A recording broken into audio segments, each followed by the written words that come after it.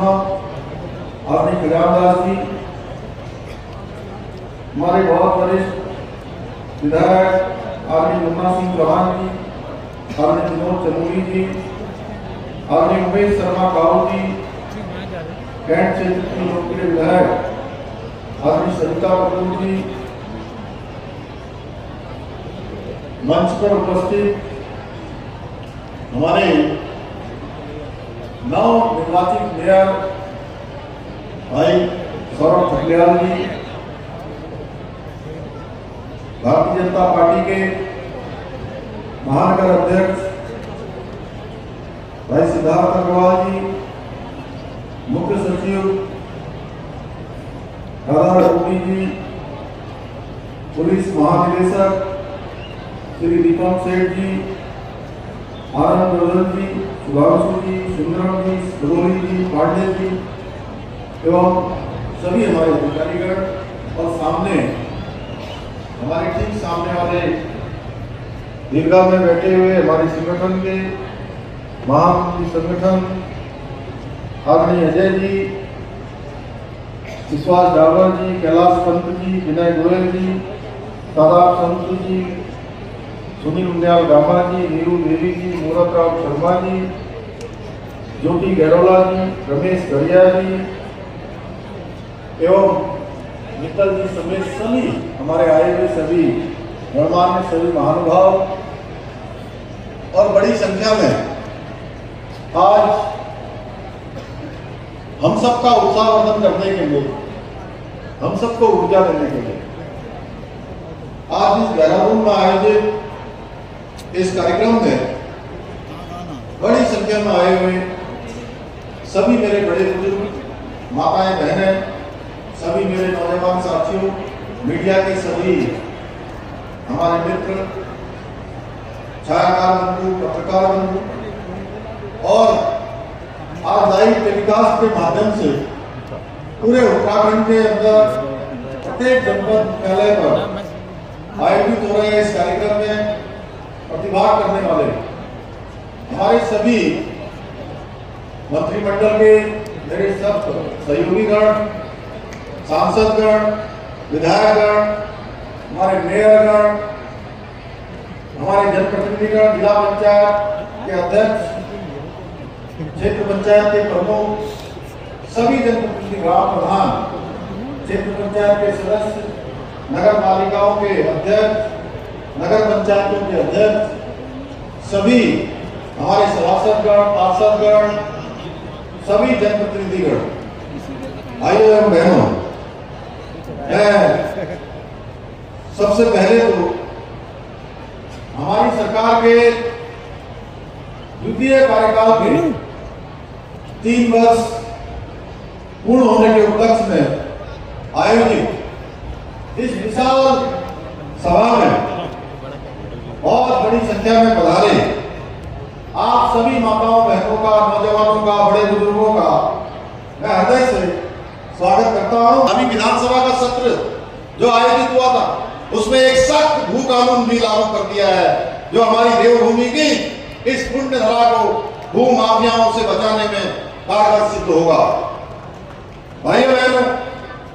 हम प्रत्येक वर्ष अपना रिपोर्ट कार्ड जनता के समक्ष प्रस्तुत करते हैं क्योंकि ये भाजपा सरकार है जो केवल वादे नहीं करती है बल्कि उन्हें पूरा करके ही दम लेती है। हम कांग्रेस की तरह नहीं है जो सिर्फ चुनाव के समय जनता के बीच में आती है और फिर 5 वर्षों तक उन्हें उनके हाल पर छोड़ देते हैं। अब हम 2022 में जारी अपने दृष्टि पत्र के करीब 70% से अधिक वादों को मात्र 3 वर्षों के अपने कार्यकाल में धरातल में उतारने में सफल रहे हैं और मुझे विश्वास है कि अगले चुनाव तक हम अन्य वादों को भी पूरा करने में अवश्य आप सबके आशीर्वाद से सफल होंगे। संपन्न हुए निकाय चुनाव में ऐतिहासिक विजय राज्य में दिलाकर ट्रिपल इंजन की सरकार बनाने में अपनी मोहर लगाई है। देहरादून में तो मैं अपने भाई सौरभ थकलियाल को आप सबने ऐतिहासिक विजय दिलाकर फिर से ये बता दिया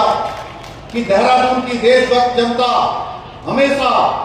राष्ट्रवादी दलों का, विकास की सोच करने वालों का ही समर्थन करती है। इसके लिए मैं देहरादून वासियों का भी कोटि कोटि धन्यवाद देता हूं कि इन्होंने एक ऐतिहासिक विजय 1,05,000 मतों से, भारी अंतर से, 1,05,000 वोट तो कई बार मिलते ही नहीं, जितना अंतर से यहाँ की जनता ने भाई सौरभ को जिताया, भाई और लगातार चौथी बार भारतीय जनता पार्टी का मेयर चुना है, पूरा मेयर ही नहीं बोर्ड भी चुना है। भाइयों बहनों, हमारा कार्यकाल ऐसे कई ऐतिहासिक आयोजनों का साक्षी बना है जिसकी कभी किसी ने कल्पना नहीं की थी। जहां एक और हमने आदरणीय प्रधानमंत्री जी के मार्गदर्शन में ऐतिहासिक ग्लोबल इन्वेस्टर समिट का आयोजन उत्तराखंड में किया, वहीं G20 की बैठकें सहित अभी हाल ही में संपन्न हुए 38वें राष्ट्रीय खेलों का अभूतपूर्व आयोजन बहुत ही कम समय में करके दिखला दिया कि उत्तराखंड किसी भी मामले में अन्य बड़े प्रदेशों से पीछे नहीं है। भाइयों बहनों,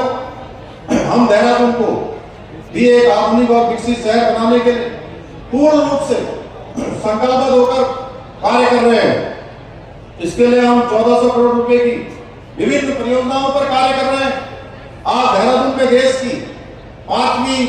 साइंस सिटी का निर्माण प्रगति पर है।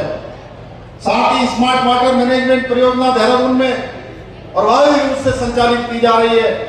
वही हर्रावाला में 300 बेड के अत्याधुनिक कैंसर अस्पताल का निर्माण कार्य भी अब पूरा हो चुका है। इसके साथ ही हम देहरादून में प्रदूषण को कम करने हेतु सार्वजनिक इलेक्ट्रिक बसों का संचालन के साथ साथ 11 स्थानों पर इलेक्ट्रिक वाहन चार्जिंग स्टेशनों का निर्माण कार्य भी कर रहे हैं।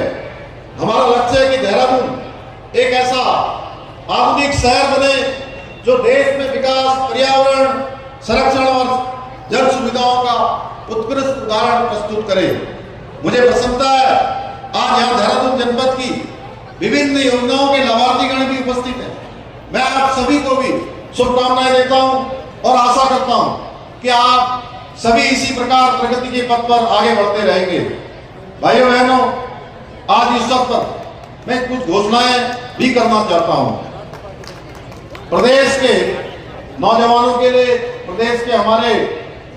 ऐसे विद्यार्थी छात्र जो प्रतियोगी परीक्षाओं की तैयारी कर रहे हैं, विद्यार्थियों और स्नातक डिग्री प्राप्त युवाओं को परीक्षाओं की तैयारी और रोजगार परक कौशल सीखने के लिए राज्य सरकार न केवल आर्थिक सहायता प्रदान करेगी बल्कि उनके प्रशिक्षण के लिए एक समर्पित मंच भी उपलब्ध कराया जाएगा। इस योजना के नियम और नीति तय करने हेतु एक उच्च स्तरीय समिति का गठन किया जाएगा। राज्य में कार्यरत उपनल एवं संविदा कर्मी लंबे समय से मांग कर रहे हैं कि सरकारी विभागों में रिक्त पदों के अनुसार उन्हें नियमित किया जाए। उनकी इस न्याय संगत मांग की पूर्ति हेतु हम शीघ्र ही एक ठोस नीति तैयार करेंगे। प्रदेश में जनता से मिल रहे सुझावों के आधार पर स्थानीय ठेकेदारों को सरकारी कार्यों में प्राथमिकता देने की मांग लगातार उठ रही है। इसे ध्यान में रखते हुए राज्य सरकार यह सुनिश्चित करेगी कि 10 करोड़ रुपए के सरकारी कार्य